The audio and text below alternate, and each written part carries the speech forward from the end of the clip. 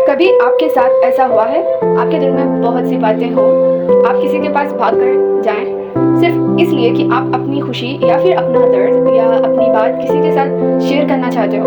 लेकिन फिर एक ही जुमला, एक ही रिएक्शन आपके चेहरे की मुस्कुराहट को मिटा देता है। उस वक़्त दर्द सिर्फ़ इस बात का नहीं होता कि किसी ने आपकी बातें नहीं सुनी, असल दर्द तो ये होता है कि आपको एहसास होता है इस बात का कि शायद आपके पास कोई शख्स ही नहीं है जिसके पास आप अपना दिल खोलकर सारी बातें सुना सकें।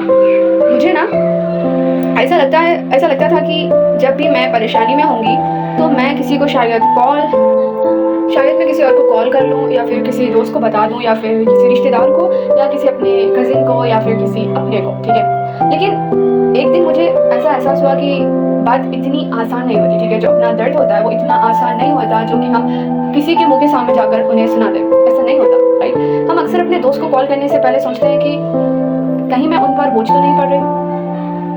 शायद हाँ, वो हमारी बात को सुनेंगे, समझेंगे, लेकिन जो अंदर की जो अपनी आवाज़ है वो कहती है कि शायद हम उन पर बोझ तो नहीं बन रहे।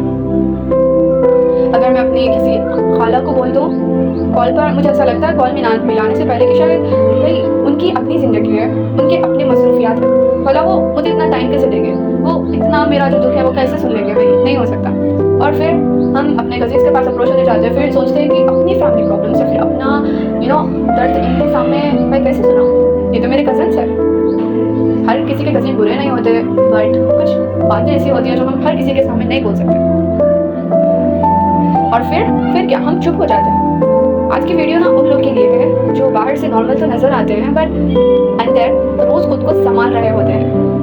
उन लोग के लिए जो रात को रोते हैं मगर किसी को बताते बिल्कुल नहीं। उन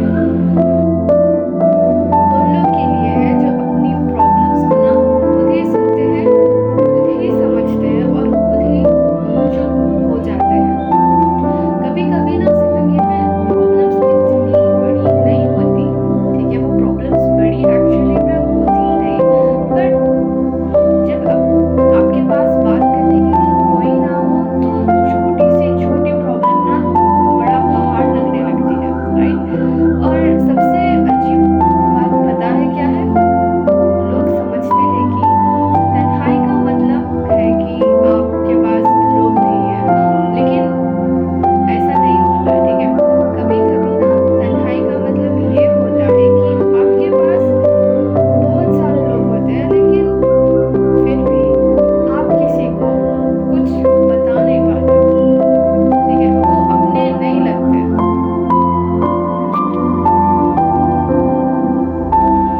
मगर फिर भी आप किसी को अपना दर्द नहीं बता सकते, राइट। और ये तन्हाई बहुत ज़्यादा दर्द देती है।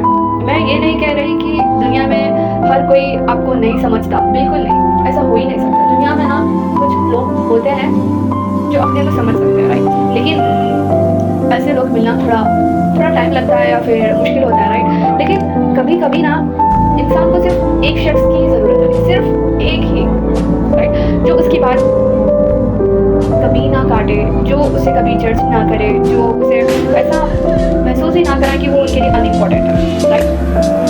ऐसा महसूस ना कराए कि वो हम उनके ऊपर बोझ बन रहे हैं, राइट। अगर आप भी ऐसी फेज से गुजर रहे हो तो मैं आपको एक बात ज़रूर कहना चाहती हूँ कि आप कमज़ोर बिल्कुल नहीं हो, ठीक है। आप ना ही ओवर सेंसिटिव हो और ना ही आप अटेंशन सीख करने के लिए ये सब कर रहे हो। हर इंसान को ना किसी वक्त, किसी भी वक्त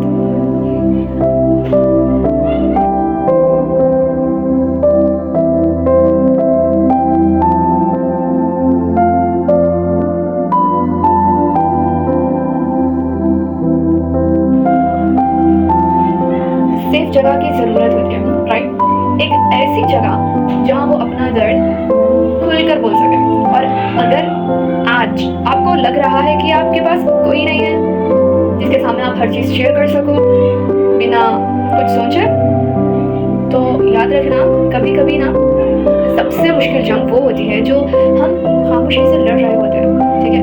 खामोशी में लड़ना या फिर खामोशी से लड़ना यही एक सबसे मुश्किल जंग होती है। और अगर आप आज भी लड़ रहे हो इस जंग से तो इसका मतलब है कि आप अभी भी हिम्मत नहीं हारे हो, राइट। आप अभी भी स्ट्रांग हो, राइट। ये बात बहुत बड़ी बात है, राइट? कि साइलेंस में लड़ना दिस इज नॉट कॉमन। इसके लिए बहुत ज़्यादा डेयरनेस, बहुत ज़्यादा आपको स्ट्रॉन्ग बनना पड़ेगा यार।